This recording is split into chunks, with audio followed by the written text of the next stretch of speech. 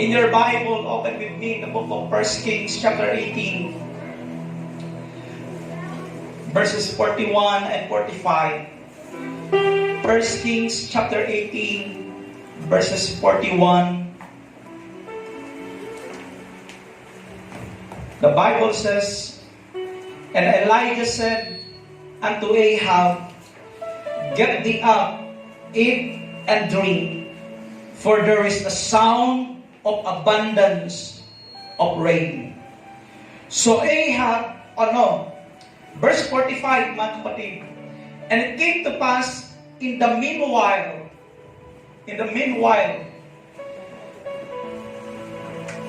minsan kailangan po nating mag-antay in the meanwhile. Because hindi po sa lahat ng panahon, mga kapatid, ay gustong umakma sa gusto po natin. In the meanwhile, the Bible says that the heaven was black with clouds and wind, and there was a great rain, and Ahab rode and went to Jezreel." Let's bow our head and pray.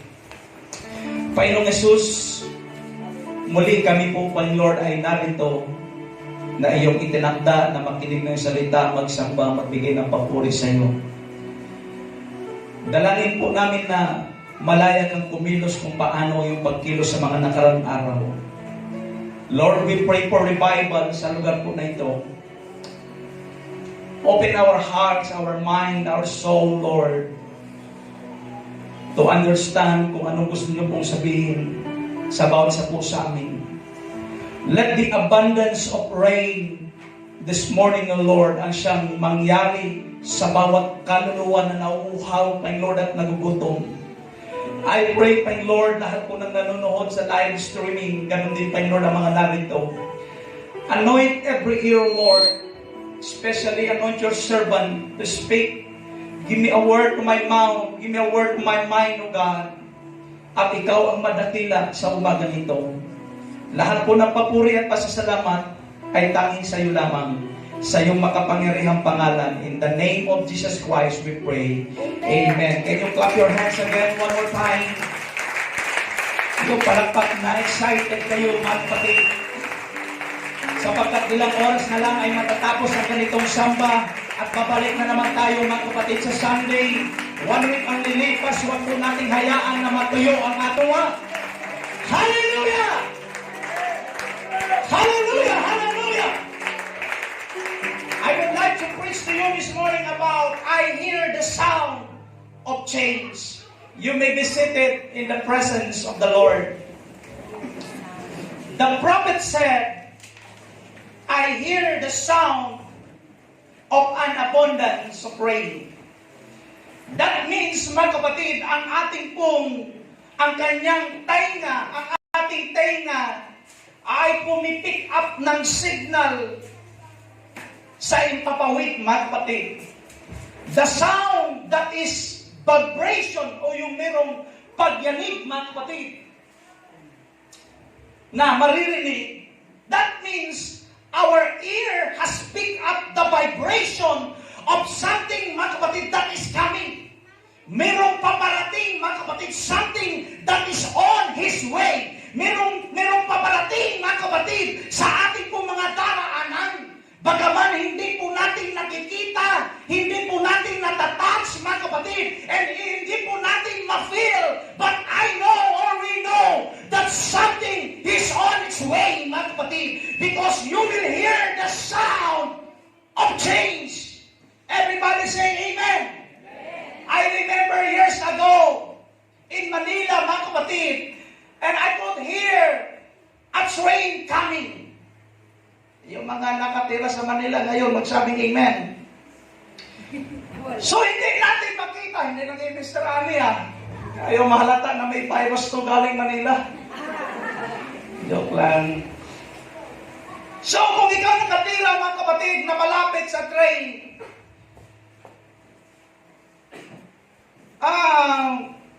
merong train na napaparating, mga kapatid, hindi man makita, but maririnig mo, mga kapatid. And I look up far away. Hindi mo man may spot, mga kapatid.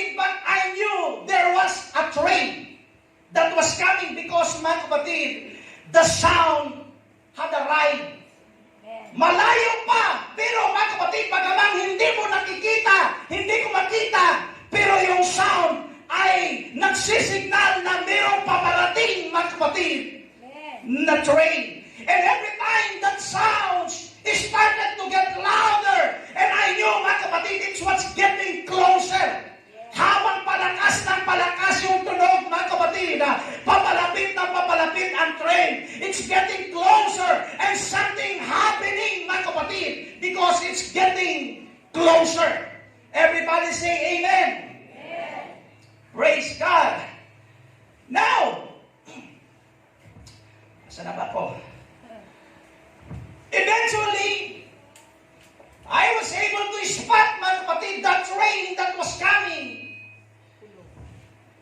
See, it was announcing itself before it is even arrived. Ina-announce niya na paparating na siya bago pa siya makarating, mga kapatid, sapagkat meron kang naririnig na tunog, mga kapatid. At nararamdaman ko, it's because something, mga kapatid, na meron akong nararamdaman o meron akong naririnig, even though hindi natin ito makita o hindi ko makita, mga kapatid. And it was still on His way. Can you tell your neighbor, mga kapatid, sabihin mo, I might not be able to see it, but it's on His way. It's on His way. Ang tunog, mga kapatid, ito daw ay isang indication, isang palatandaan na mayroong isang bagay na paparating, mga kapatid.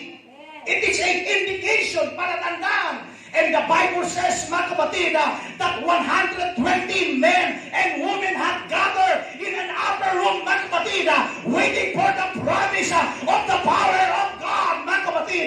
And the Bible says, and suddenly there was a sound from heaven, mga kapatid, as of a mighty rushing wind, and it filled all where they were sitting, mga kapatid. Ano sabi dyan? There is a sound. Mayroong tunog, mga kapatid, galing sa langit. At ang lahat ng naroon ay nangapuspos ng banal na Espiritu Santo, mga kapatid. There was a sound. The sound, mga kapatid, ay isang palatandaan na mayroong isang bagay, mga kapatid, na paparating. And suddenly, ang sabi ng Bible, there was a sound from heaven. Mayroong tunog na galing sa langit, mga kapatid, na nagsisignal lahat na 120 men and women doon sa upper room ay mapupuspos ng banal na Espiritu Santo ng Panginoon. And the Bible said, mga kapatid, and suddenly, mayroong tilang apoy, mga kapatid, hallelujah, na nakakita sa kanila. And they were all filled with the Holy Ghost. And they began to speak in other tongues as the Spirit gave them an utterance. A sound from heaven. You know what that was, mga kapatid? That was the sound of heaven touching earth. The sound of heaven touching earth. I always believe that whenever somebody filled with the Holy Ghost, kapag isang tao, paniniwalaan ko na kapag isang tao ay mapuspos siya ng banal na Espiritu Santo, ang tunog, mga kapatid, hallelujah, that comes up of their mouth, yung tunog na nanggagaling sa kanilang bibig, mga kapatid, when they begin to speak in other tongues, it is the sound of heaven, mga kapatid, touching earth. That's why the spoken tongues, the speaking tongues, is a heavenly language. Kaya sa panahon na ikaw ay mag-speaking tongues, that is the sound coming from heaven and touching earth, mga kapatid. When heaven touching earth, there are tongues that go forth, mga kapatid, and we declare in this place today, heaven is gonna touch earth in this place this morning. Hallelujah! Prophet said, I hear the sound of an abundance rain. Elijah spoke those words, mga kapatid, sa isang lugar at panahon where they had been in the middle of drought. Kung nabasa ninyo ang pintong yan, mga kapatid, sinabi yan ni Elijah sa lugar na kanilang pinuntahan, mga kapatid, for 3.5 years, Kahit isang patak ng tubig, mga kapatid, napapatak sa ground, ay wala po silang pumatak na nakita. Wala, mga kapatid, doon sa sky. At wala na pumunta sa ground ni isang patak na ulan, mga kapatid. Sa Israel, kapag tagtuyot, ang ibig sabihin, mga kapatid, ay may taghirap. Walang tubig, mga kapatid. Napakahirap na walang tubig.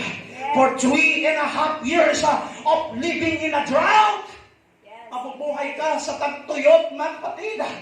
And all of the sudden, paparating ang propeta ng Panginoon at nagsabi, I hear the sound of an abundance of rain. I hear something that's about to shift the atmosphere.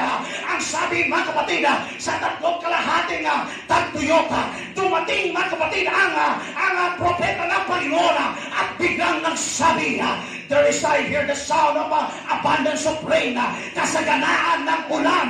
At ang sabi niya, nararamdaman ko ang tunog na mayroong pagbabago sa kapaligiran, si atmosphere, mga kapatid. And I heard something that's about to change your situation because it's on its way. Kapag naririnig mo na, mga kapatid, ibig sabihin, nandyan na sa, paparating na sa iyong daraanan, mga kapatid. That's why Prophet Elijah says, oh, I hear the sound of an abundance rain in the middle of drought, mga kapatid. What did the sound mean? He described it, he said, it's an abundance of rain. Ibig sabihin ng sound, it means abundance of being life. Mayroong buhay na paparating na sa daraanan, mga kapatid. Mayroon ng restoration is on its way. Rivers will run again. The crops will grow again, mga kapatid. And the water will flow in the land of desolate, mga kapatid. Mayroong tubig, which is the life, mga kapatid, na muling dadaloy sa kanila. Ibig sabihin, mayroong restoration, mayroong panunumbalik, mayroong river muling na aagos, mga kapatid. Ganon din sa spiritual natin, kapag tagtuyot tayo, mga kapatid, at kapag dumating na ang tubig na buhay, muling ahagos, mga kapatid, ang tubig. Joy will be in the city again. Why? Because water is on its way, mga kapatid. I don't know who I'm preaching in this place this morning, but I come to prophesy that there was a water on its way. Mayroong tubig sa daraanan. There is rain that is on its way. Healing is on its way. Breakthrough is on its way. I feel that God is sent me para wikain ang ganitong mga salita, mga kapatid, sa ating pong kapaligiran, sa inyong kapaligiran. And God wants to let you know to get ready for abundance, mga kapatid. Get ready, I said. Get ready for abundance. Maghanda kayo sa kasaganaan na ibibigay ng Panginoon. Nasa panahon tayo ng pagsubok. Nasa panahon tayo ng pandemic. But God said in this morning, get ready for an abundance. Get ready for overflow. Get ready for God to bring life where death has been. Get ready for God. It will turn it around, mga kapatid. And I declare this 2020, mga kapatid, shall be a year of testimony of God is turning, mga kapatid. Hallelujah, turning around. And somebody give God praise right now. Hallelujah. I dare you to touch your neighbor. Come on, touch your neighbor. At sabihin mo sa kanya, it's on his way. It's on his way. Let the devil know it's on his way. Sabihin mo, hayaan mo malaman ang kaaway, paparating na siya. Let your neighbor know that it's on his way. Weeping may endure for the night, but joy cometh in the morning, because it's on his way. Iiyak ka man sa gabi, iiyak ka man sa mga problema mo, but joy coming in the morning. Help is on its way. Healing is on its way. Your answer is on its way. Your breakthrough is on its way. Can somebody shout of faith in the house of the Lord? Hallelujah! There is a powerful that knowing that our answer is on its way. Siguro napakagandang isipin na ang sagot sa ating pinapanalangin ay paparating na nasa daan na, mga kapatid. Ang ating pambihirang tagumpay ay nasa daraanan na. There's joy that gonna bring in your life. There's faith that gonna bring to your soul, mga kapatid. And I don't know whom I am talking to in this place this morning, but you've been praying. Nagpe-pray ka, nagpa-fasting ka, umiiyak ka at naniniwala ka. And there's been a time that you're gonna lose your faith in the process. Because my kapatid, the evidence, nothing has even changed in your situation. Umiiyak ka na, nagpe-pray ka na, nagpa-fasting ka na. At minsan mawala na yung pananampalataya mo in the process because walang nagbabago sa iyong situation. Everything is look like you got a little rose, mga kapatid, and almost the same every time you pray against words. But the devil is a liar. Amen. But the devil is a liar. I come as a prophetic word into this church today to let you know it's on His way. Nandiyan na siya sa paraanan mo, mga kapatid. There is no devil in hell can hold back what God is sending of an abundance in this place, mga kapatid. Walang makakapigil na demonyo na pwede na Panginoon. It's because it's on His way.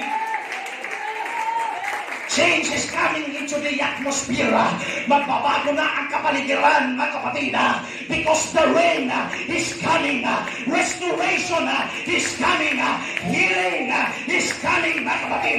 I hear the sound of an abundance of rain. I hear the sound of change. Mayroon na pagbabago. Ang 3.5 taon na tagtuyot. The rain is coming. Restoration is coming. Healing is coming. See, sometimes God will let you hear the sound before you will see. Amen. Hayaan muna ng Panginoon na marinig mo muna bago mo makita, mga kapatid. Something na kapag narinig mo na, para bagang mayroong luluksok, mga kapatid, na espiritu mo, sapagkat narinig mo na mayroong paparating, para bagang nanalo ka sa loto kahit hindi tayo tumataya ng loto. Nanalo ka ng 20 million at narinig mo nanalo ka, hindi ka dumarating ang pera, pero excited ka na. Mayroong pagluksok, mga kapatid, ng espiritu. Why? Because it's on His way. It's on His way, mga kapatid. Minsan mararamdaman mo something in your spirit. And you know, sa kabila man ng pagdududa, God will gonna change our situation. I am not gonna be like this for the rest of my life. Hindi ako magiging ganito for the rest of my life. Hindi ako mag-i-stuck sa ganitong sitwasyon na meron tayo. Hindi ako hahawakan ng napakatagal ng aking sitwasyon. Because God allows for a sound to come to your soul in the middle of the dry moment, mga kapatid. The sound is the sign. The sound is the sign. Punta muna tayo sa mataluma, mga kapatid.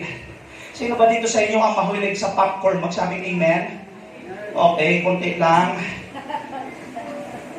You know, mga kapatid, napakatamad na ng mga tao ngayon. Sapagkat meron na lang isang bag, mga kapatid, na itatapon sa microwave.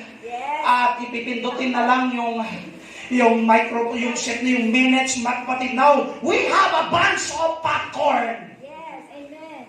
Some of you now just say, Sister Abigail, pang-pop mo nga ako ng popcorn. Okay, so of course, dahil nasa makabago na tayo, tamad na tayo ngayon, mga kapatid.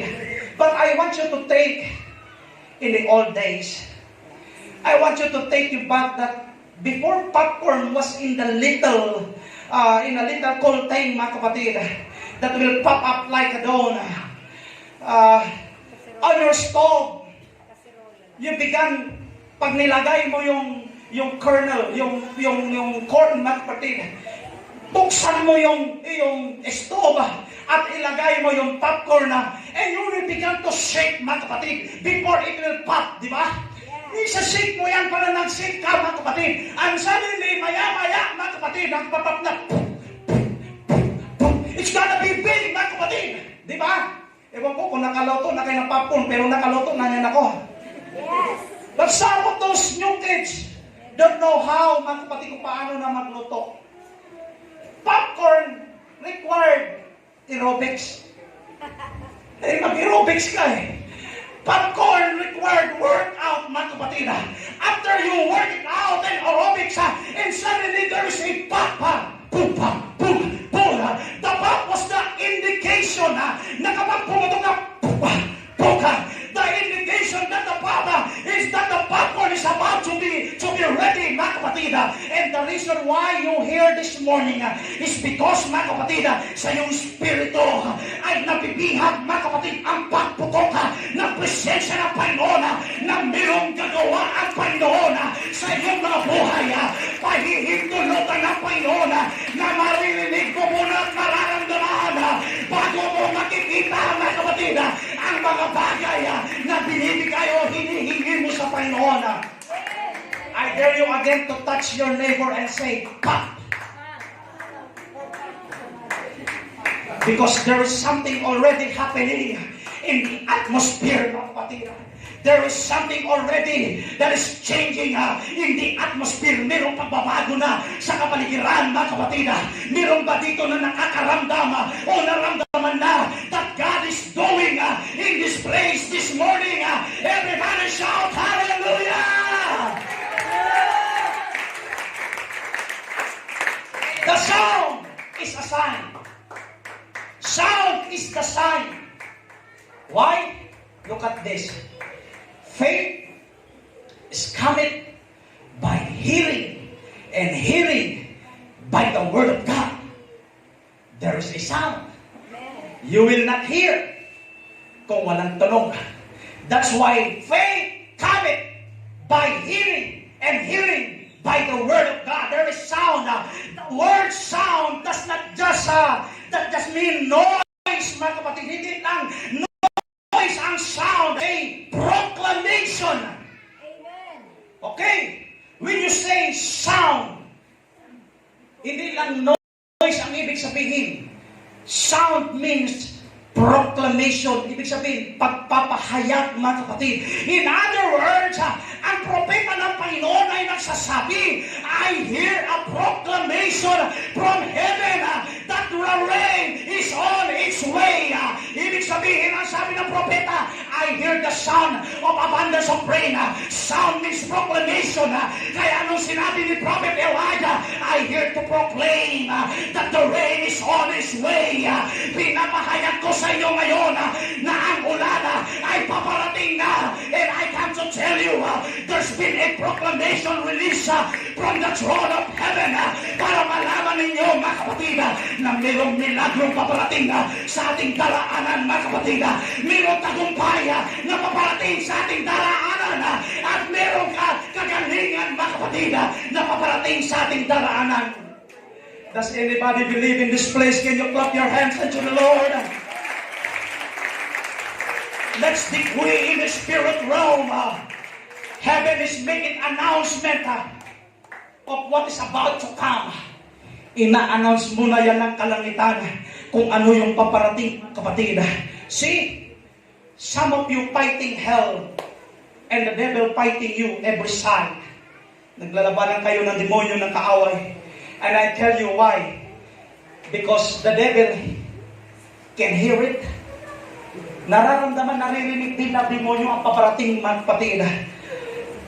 But it doesn't know what it is. Pero nararamdaman niya rin. Of course, mga kapatid. Kaya every time we fight devil, we fight in hell, mga kapatid. Because he also hear the sound. Kaya lang hindi niya alam kung ano yun. pero nararamdaman niyang meron. If He can take your faith away, kung tatanggalin niya ang pananampalataya mo, before it comes, mga kapatid, bago dumating yung inaantay mo dahil naririnig niya, tatanggalin niya ang pananampalataya mo, din magkakaroon ng abortion sa milagro na paparating sa iyo, mga kapatid, na sinend ng Panginoon sa iyo. Why, mga kapatid? Sapagkat nandyan ang kaaway, tatanggalin niya ang iyong pananampalataya. But when you're fighting hell, and you're fighting the devil, and you're doing everything possible to keep your head out, mga kapatid, of water, mga kapatid, keep on believing, because your answer is on His way. Dahil kasi kapag nanghinayang ka, dahil kapag, mga kapatid, tumalikod ka na sa Panginoon, para bagang sinabi mo na piling-pigilan ng kaaway, pero kahit nandyan ang kaaway, Sister Bema, pero naniniwala ka pa rin, at nakikipagbaka ka pa rin sa kaaway, mga kapatid. Brethren, keep on believing, because your answer is on His way. That's why I feel my answer is on His way. I feel my breakthrough is on His way. I feel my miracle is on His way. Does anybody feel in the atmosphere na merong pagbabago? So, sabi ng propeta ng kapatid sa hari, I hear the sound of the abundance of rain. It's on His way. He has to get this up with your spirit. Hear the sound, because it's coming. Everything is about to change. Meron dito sa atin na hanggang ngayon ay bihag sa taong ito. Meron dito sa ating mga kapatid na nandyan sila sa mga struggle and battles. But the Lord seen your faithfulness in the middle of your drought, mga kapatid. At gusto ng Panginoon na malaman mo ngayong umaga, mga kapatid, that He will gonna change your situation. He knows kung ano ang iyong pinagdaraanan. But God lets you know, mga kapatid, na ngayon sa panahon na ito, God will gonna change your situation. He gonna bring life where there is been death, mga kapatid. And I'm gonna command Satan this morning para, mga kapatid, ang kamay niya ay alisin niya sa iyo. He's taking his hands off to your family. Come on, we command Satan, mga kapatid, to taking his hands off to your kids, to your finances. Kailangan mo mag-roar in this place, mga kapatid, this morning, sapagkat lulupayan ka ng kaaway, mga kapatid, in the name of Jesus. The prophet, who gets into the burning position, the Bible says, basically, mabasa niyo sa 1 King, nag-umpisa si Prophet Elijah na yumuko sa lupa at inilagay ang kanyang muka, mga kapatid, sa pagitan ng kanyang tuhod. Sa pagitan ng kanyang tuhod, mga kapatid, o hita, between his knees. And he began to labor in prayers sapagkat meron siyang narinig in the Spirit. So anong kailangan niyang gawin? Magtrabaho siya in prayer, mga kapatid. I have a word for somebody. Minsan nararamdaman mo, mga kapatid, sa iyong spirito na mayroong mga bagay na ibibigay sa iyo, pero hindi ka nagpe-pray at hindi mo pinagpe-pray yan at hindi ka seryoso, mga kapatid. Nararamdaman mo lang, pero, mga kapatid, hindi mo pinagpe-pray. There is something you got to pray about, mga kapatid. Something you got to pray for them, mga kapatid. Something you got to pray about, mga kapatid, because nararamdaman mo na ang mga bagay, pero, mga kapatid, hindi ka nagpe-pray. But I tell you this morning, kailangan mo mag-labor in prayer, mga kapatid. Something you got in travailing spirit or intercessory spirit, where you got to put your cell phone down. kapag meron ka nang naramdaman na bagay, ang kailangan gawin, bitawan mo ang iyong cellphone, mga kapatid. Bitawan at iwanan mo muna ang friends mo sa mga Facebook, and you need to connect with the presence of God. Why, mga kapatid? Because there is something you got to pray for them. Nararamdaman mo na, pero hindi mo pinag-pray. So it began to pray. And Elijah sent his servant palabas para tingnan, mga kapatid. Sabi ng scriptures, Ahab, lumabas ka at tingnan mo yung dagat. Look up towards sea. God is about to shift pag mayroong babaguhin, mga kapatid. God is about to shift somebody's eyes in this place. Because, mga kapatid, minsan ang lahat ng nakikita natin ng mga bagay that is dry around us, puro dry sa paligid natin, mga kapatid. Lahat ng bagay, minsan ang nakikita natin ay puro patay ng mga bagay sa paligid natin, mga kapatid. Everything that has failed around you, your marriage failed, your family failed, your kids failed, your business failed. Lahat ng nakikita minsan ng ating mata, puro failure, mga kapatid, sa paligid natin at dry sa paligid natin.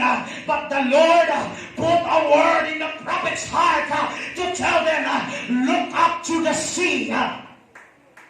You got to get your eyes off your problem, and you got to put on the situation, on the solution, mga kapatid. Minsan alisin natin yung mga mata natin sa mga problema. Ilagay natin dapat minsan ang paningin natin sa solusyon. Dahil kapag lagi mong tinitingnan ang problema, mga kapatid, you will never come, mga kapatid, doon sa solusyon. Why? Sapagkat lagi kang nasa problema. Lagi sa paligid mo, puro problema, mga kapatid. That's why, when Peter and John came to the lame man, anong sabi, mga kapatid, ni John? Look on us. Meron ba yan? Look on us. Why? Because as long as he was looking at his affliction, habang itong layman, itong pilay nito, ay laging tinitingnan niya ang kanyang karamdaman, ang kanyang dalamhati, mga kapatid, he will never get a healing of his affliction. Why? Sapagkat lagi siyang nakatingin sa kanyang problema at karamdaman, mga kapatid. But Peter and John came to the layman, at ang sabi nila, look on us. But the moment he lifted his eyes, mga kapatid, itong pilay na ito, ang sabi ni Pedro at John, look on us. The moment na ang pilay na yan ay tumingin ang kanyang mata sa mga propeta ng Panginoon, something changed in his life. Mayroong pagbabago sa kanyang buhay. Somebody got to lift up your eyes and get a new perspective in your life. Dahil kung lagi kayong nakatingin sa problema, bakit hindi tayo tumingin sa solusyon, mga kapatid, upang makaranas tayo ng kagalingan, na pagpapala, hindi puro, mga kapatid, problema. Ang sabi ng propeta, look at the sea. At tumingin siya sa dagat. At bumalik siya, tumatakbo siya, bumalik siya kay Prophet Elijah. Pero si propeta is still in praying, mga kapatid. At sabi ng servant niya, I don't see the answer that you are looking for. Hindi ko nakita yung sagot na pinapatingin mo sa akin. Let me tell you something. Sometimes people come with a negative word. Ano naman? Patay ako.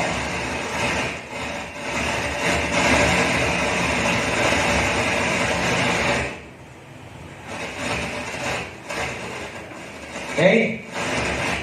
Wala ka.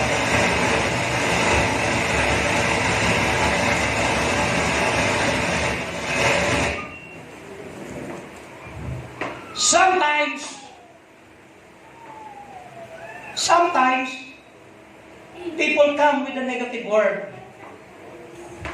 Watch out, mga kapatid, kung sino yung sinasamahan ninyong mga tao. at kung sino yung nandyan sa paligid mo. Because there's some folks, mga kapatid, abort your miracles with their negative talking. Hello? Pwede bang sabihin, mga kapatid, sa iyong katabi, sa iyong... Sometimes, you just need to shut up. Come on, sabihin mo sa katabi mo, sometimes, you need to shut up. Ay, mga asawang lalaki, sabihin nyo sa mga asawang yung babae, sometimes, manahimik ka naman. Hindi ako sabihin mo, hindi ako nagsabi, yung preacher yung nagsabi. Kasabihin mo, sometimes, shut up. Pero hindi naman sa laging panahon, sometimes lang naman. Minsan kasi kailangan natin minsan yung daldal ng ating mga asawa eh. Pero sometimes, just need to shut up, mga kapatid. Because you are always with that negative word. Sasabihin mo, mga kapatid, sabihin mo sa kanya. Hindi ko lang alam kung narinig mo talaga eh. I think, nakaramdam ka ng mali or emotional ka lang kaya nasasabi mo yan. Sometimes you need to shut up, mga kapatid. Eh sabi ng servant ng Elijah, propeta, wala naman yung pinapakita mo sa akin eh. Sa palagay ba ninyo, ang propeta ay nag-give up siya, mga kapatid? Hindi siya nag-give up. Sapagkat alam ng propeta na meron siyang narinig na bagay, mga kapatid. Tingnan nyo, God will let you hear something so that when negative voices comes to your life, you can still have a clear understanding. Kapag pinarinig ng Panginoon, mga kapatid, yung sound, darating yung mga tao, mga kapatid, na ay, hindi naman totoo yan. Parang si blind Bartimaeus, mga kapatid, Jesus, Son of David, have mercy on us. Anong sinasabi ng mga wrong voices, mga kapatid? Hoy, huwag kang maingay dyan, kumahimik ka down, umalis ka down, nakakabala ka. Pero anong ginawa, mga kapatid, ni Bartimaeus, dahil meron siyang understanding na kapag nandyan si Jesus Christ, ay pwede siyang gumaling. Hindi niya pinakinggan ang mga wrong voices. At sa kanyang paghiyaw, narinig ng Panginoong Jesus, ang sabi niya sa mga kanyang apostol, nyo, hindi lumapit ang Panginoon. Inutusan ng Panginoon ang mga apostles para kunin si blind Bartimaeus. Hindi pa mismo, mga kapatid, ang Panginoon. Sometimes, hindi lagi ang Panginoon ang dediretso sa inyo. Sometimes ipapadala ng Panginoon ang kanyang ministro, ang kanyang pastor, ang kanyang tao, mga kapatid, para sa iyo. And you will decide, mga kapatid, kung sasama ka papunta sa Panginoon Kristo o mananatili ka doon, mga kapatid. Pero alam naman ninyo, dumating, mga kapatid, ang mga propeta, dinala, kinuha si Bartimaeus, sumama siya, mga kapatid, at dinala siya sa Panginoong Jesucristo. Sometimes kailangan nating makinig sa mga pinapadala ng Panginoon sa iyo, sapagkat ang pinapadala ng Panginoon sa iyo ay nanggaling sa Panginoon, at dadalhin ka niya, mga kapatid, sa isang lugar na mga pangyarihan na pwedeng magpagaling sa iyo. Kaya ang sabi ng Panginoon, kapag pumunta sa inyo ang tao ng Panginoon, huwag ninyong itaboy, inyong painumin ng isang tubig, mga kapatid, at ang pagpapala ay mababasa inyo. God will let you hear something so that when negative voices comes to your life, you can still have a clear understanding. You will say, I know, Lord, I know that I know na meron akong sound na narinig and something is on its way. And so all of a sudden, ang sabi ni propeta, go out again. At nag-pray palagi si Prophet Elijah, keep on praying. Go again. Keep on praying. Keep on believing. Keep on confessing and declaring. Keep on singing on Sunday service. Keep on praying and worshiping. Manatili ka nagpe-pray at nag-worship at kumakanta tuwing Sunday. There's nothing like praising God on credit, mga kapatid. Kaya natuwa ko nung Friday. Lahat siguro na nag-iimen nung nakarang linggo, dumating sila nung Friday para mag-fasting, mga kapatid. O lahat na gusto mag-fasting ulit sa Friday, magsabing amen. Ulitin ko, mga kapatid, alas 8 ng umaga sa Friday, lahat ng gusto mag-fasting at kapag hindi kayo pumunta, nag-amen kayo, bibigyan kayo karamdaman ng Panginoon, magsabing amen! Alam niyo sa sarili niyo, magkaroon kayo ng karamdaman kapag hindi kayo pumunta at nag-amen kayo, mga kapatid. Hindi ka nagsasabi sa pastor, nagsasabi ka sa Panginoon, at hindi para sa pastor mo yan at sa Panginoon, para sa iyo ang fasting na yan. Huwag kang matakot magutom, huwag kang matakot, mga kapatid, na pumunta sa church at mag-pray at mag-ayuno. Kaya encourage ko yung mga young people na walang trabaho, mga kapatid, at wala namang pasok. Pumunta kayo sa church, mag-fasting kayo, mga kapatid. Keep on praying, keep on singing, keep on fasting, keep on worshiping. There's nothing like praising God on credit. What praising Him all in credit, mga kapatid. Hindi pa dumating ang mga bagay na hinihingi natin. Pero mga kapatid, pinupuri na natin ng Panginoon. Like you already came, mga kapatid. You praise Him on faith. God, I will give you a dance because my kids are gonna coming in the church. Magsasayaw na ako, Panginoon, sapagkat alam ko ang aking mga anak ay mako-convert din. Babalik din sila sa church. Lord, I will give you a dance sapagkat ang aking kagalingan ay paparating na. Si mga kapatid, hindi pa dumarating, pero mga kapatid, hallelujah, ginagawa mo na. At hindi mo ginagawa ito para matanggap mo, mga kapatid. Kahit hindi natin matanggap, kailangan mo pa rin siyang sambahin, mga kapatid. See, some of you are waiting to praise until the battle is done with. Yung iba kasi kapag tapos na yung problema, doon lang ako mag-praise sa Panginoon. Kapag tapos na yung problema, doon lang ako mag-church sa Panginoon. Kapag tapos na yung crisis ko, doon lang ako maging matapat. No, mga kapatid, praise Him now. Give Him glory now. Give Him worship now. Watch this. When you do it by faith,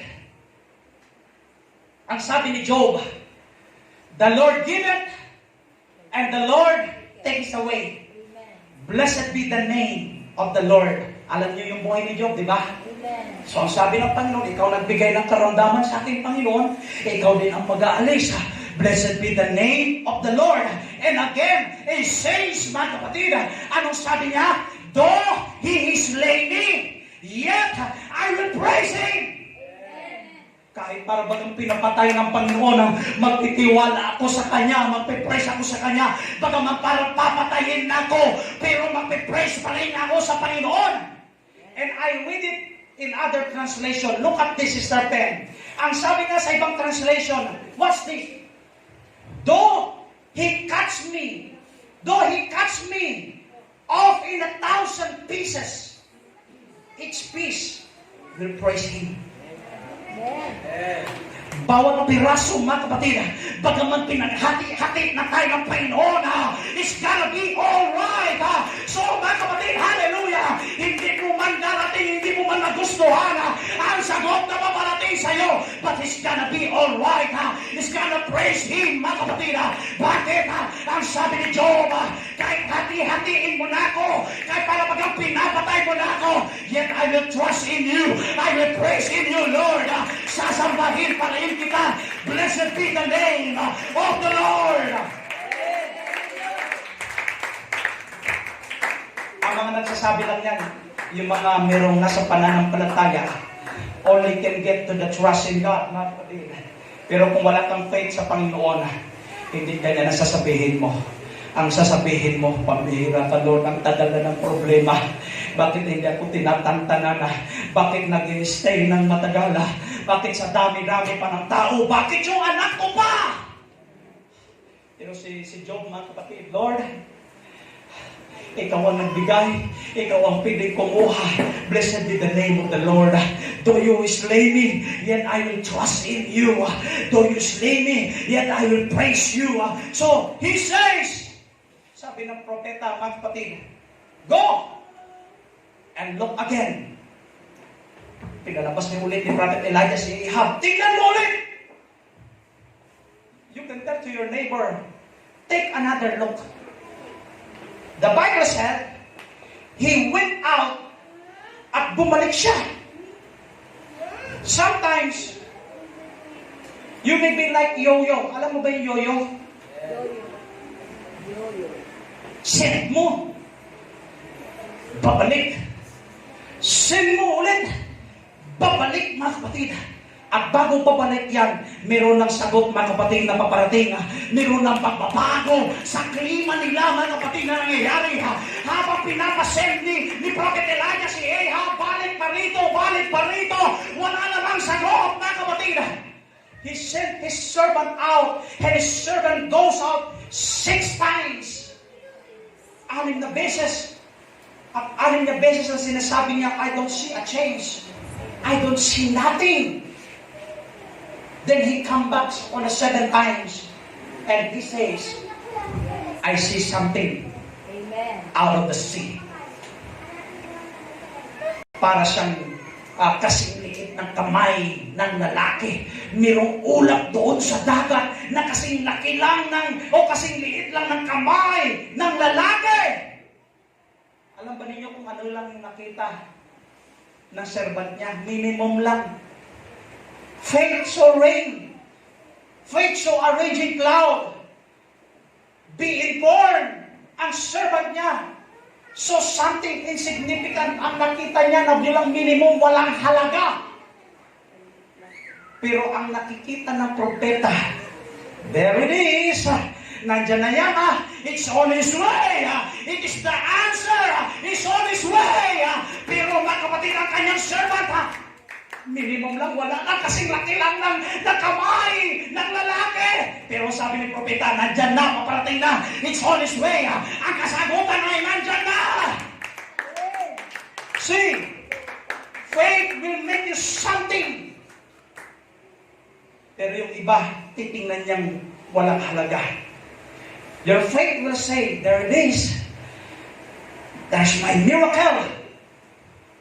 Faith will get a lunch, tanghalian, from a little boy, and we can say, we can feed 5,000, we can feed a multitude with this, ang pananampalataya, bagawin niya, mga kapatid, a little oil, and a little bit of wheat, at sisigaw ka, mga kapatid, sa panahon ng tagtuyot, na meron kang pagkain at oil, ang pananampalataya, ay bibigyan ka, mga kapatid, in a little jar, in the house, and all of the sudden, meron ka ng oil business that are coming out of your house, mga kapatid. Faith will make something little become something big for the glory of God. Everybody stand up. Change is already in the atmosphere. Ang pagbabago ay nariyan na sa kapaligiran. Merong mga prayer na itinaas sa Panginoon. For how many years prayers lifted? Taon na ang iyong pinataas sa panalangin. There has been up, and even He gave up on you. But I heard the rain. Change is on its way. Year 2019 is not gonna be like this year 2020. Change is on its way. Do you remember the prophecy na sinalita ng Panginoon? That this year, God will bless us. God will bless us. Change is on His way. Alam mo kung anong kailangan mo sa sarili. Alam mo rin kung anong ibig sabihin para sa iyo. You know what means to you. Maybe ang rain ay isang milagro sa iyo. Maybe it's a kind of breakthrough, tagumpay. Maybe ang rain sa iyo is a touch from your family to save your kids. Maybe this rain coming, prodigals are coming in your home. Maybe this rain is a physical that you need, financial.